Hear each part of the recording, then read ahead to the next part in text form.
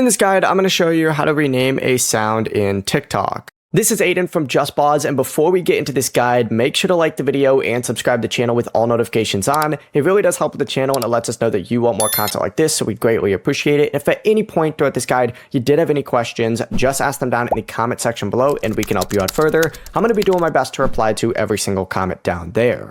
Begin by opening up TikTok, and you need to go to your profile and select whatever video uses the original sound that you want to rename. For example, we'll do this one right here. You're going to see a little spinning icon down at the very bottom. Then when you select it, it's going to show you all the people that might have used that audio as well. But once you're on the audio itself, you need to tap the current original sound name or the pencil icon next to it, and you can actually rename it from there. Now, if a lot of people have used your audio, sometimes it won't let you rename it, so just keep that in mind. But the process is that simple. Before you do leave, make sure to like the video and subscribe to the channel with all notifications on. It really does help with the channel and it lets us know that you want more content like this. We'd greatly appreciate it. And if at any point throughout this guide you did have any questions, just ask them down in the comment section below and we can help you out further. I'm going to be doing my best to reply to every single comment down there. Peace.